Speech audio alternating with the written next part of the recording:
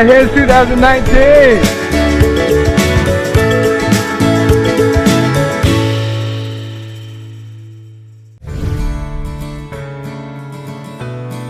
My very first job was a programmer.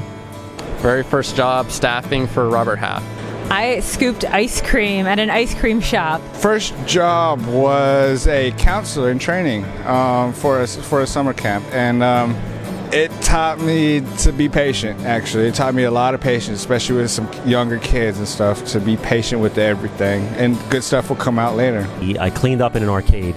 To not be stressed when it gets busy, because the crowd will die down and it will get quiet again and things will go back to normal. So my first paid job was I was a line cook in a pizza restaurant, and that taught me that I didn't want to be a line cook for too long. So my first job was as a registered nurse. First of all, it taught me the biggest people skills. And it doesn't matter what profession you are, what you do in life, where you go, you need people skills. You need to care. And that's the biggest thing it taught me. You need to care. The first one was a month-long trip on a research cruise. I worked at a gas station.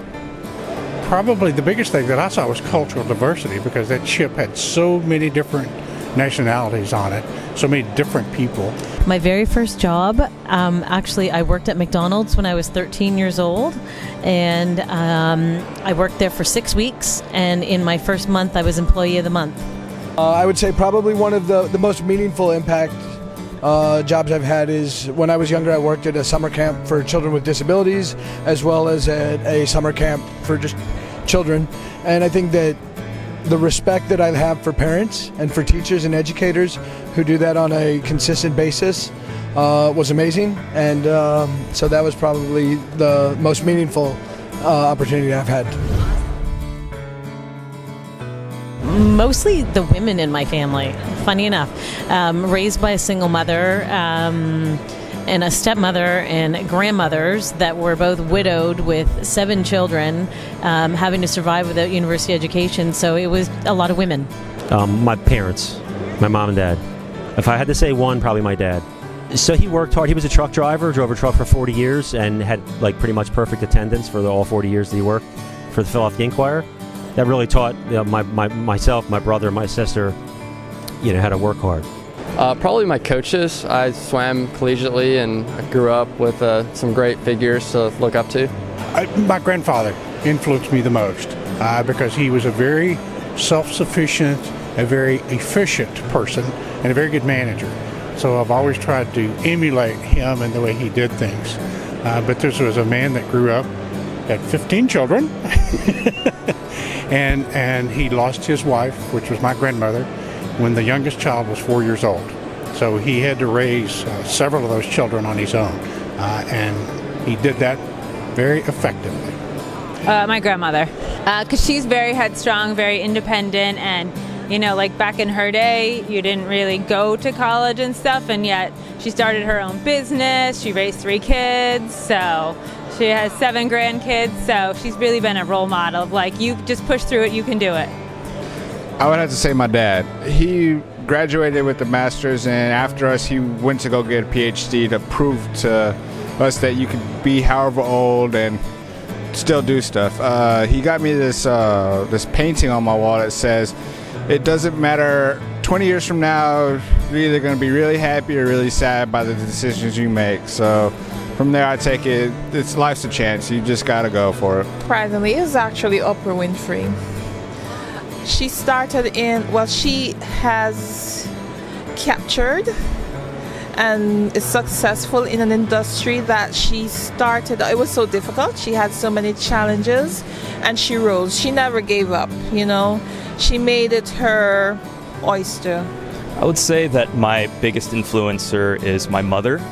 She immigrated from China, and I actually immigrated with her, and she went from a staff accountant in one of the largest companies in China to pushing dim sum carts in LA, which was a huge step down, but she's made it back up and sponsored me through university, which allows me to pursue my own dreams, which is it's a big thing for me.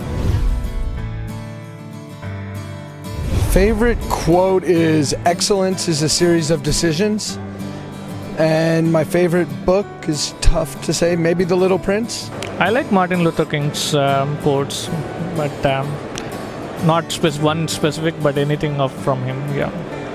My favorite quote is by Jack Nicholson. It says, "I don't care what you think of me because I am who I am." Harry Potter books. Game of Thrones. My favorite book, Nassim Taleb, Anti-Fragile. Probably famous people that I look up to. Most recently, I guess, last 10 plus years, is a guy named Dean Kamen. He invented the Segway. Sadly, a lot of people know he invented the Segway, but they don't know he has hundreds and hundreds of medical patents. So he's invented many medical devices that people use every day. Superman. I guess to fly. Yeah, I hate spending Southwest points.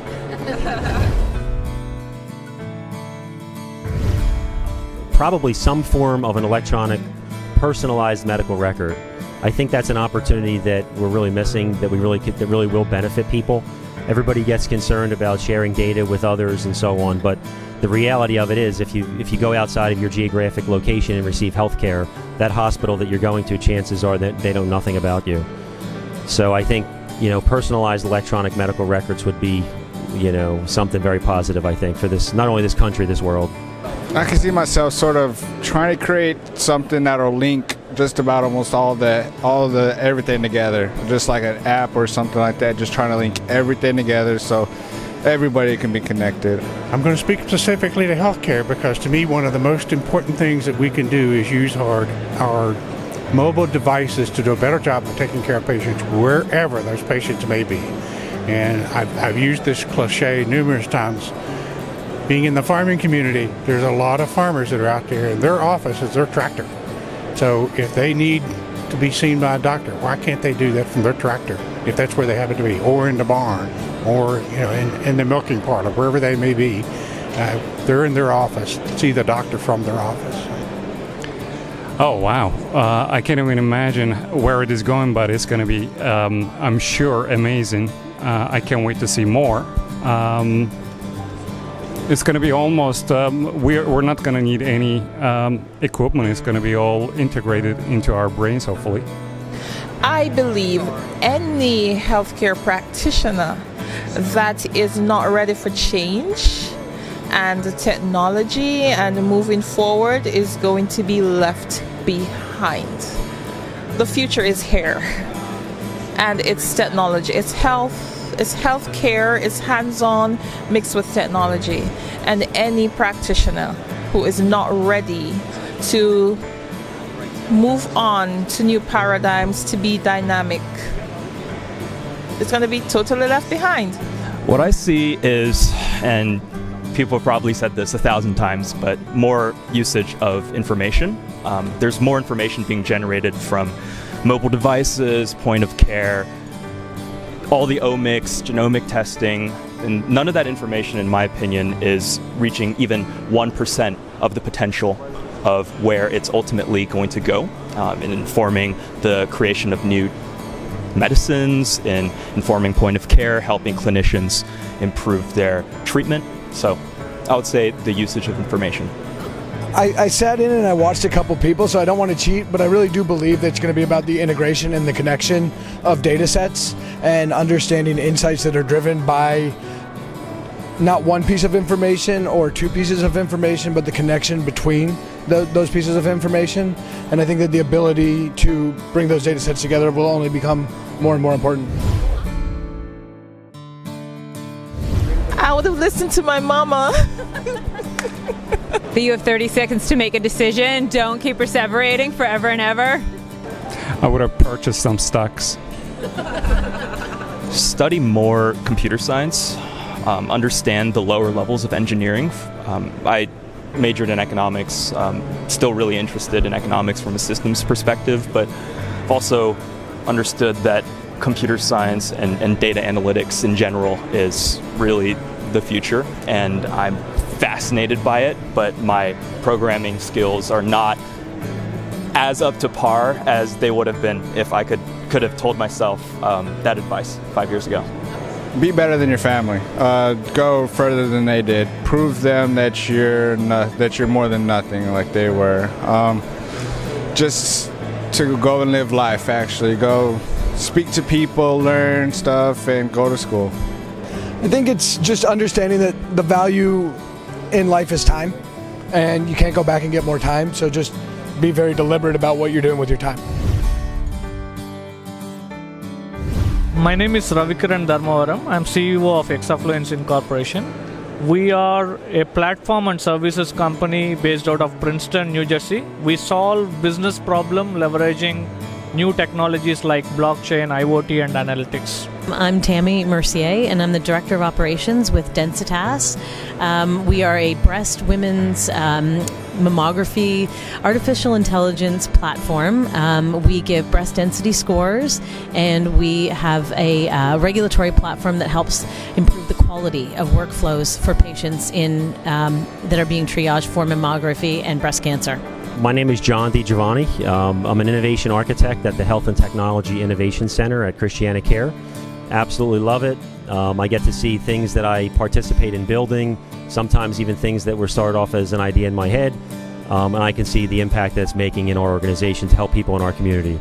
I'm Adam Cornett. I'm with Health Connect Partners. We connect suppliers with providers in a reverse expo and conference format.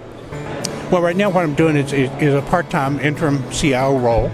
And the main purpose for me to start there was to kind of give them some high-level CIO experience, working on governance, project management, and assessing staff. I'm Michael Pliskin from Medem, and we do a lot of medical device integrations, connecting thousands of devices to smartphones, tablets, hubs, clouds, etc. I am the head of IT at a behavioral health called Northside Center for Child Development in New York City. My department tries to make sure that the technology is available for clinical people. My name is David Shee. I'm the founder and CEO of Atana, and we provide data provenance solutions for health data. Yeah, my name is Justin Rapp. I work for a company called Datavant, and we are connecting the world's healthcare data. My name is Amy Smith. I am an intake and access coordinator for a mental health agency, and I am working on my Master's in Healthcare Administration, and I am a program assistant at the HIMSS conference. Yeah, HIMSS19! Yeah, here's 2019. Woo! HIMSS 2019. HIMSS19. HIMSS 2019. Yay!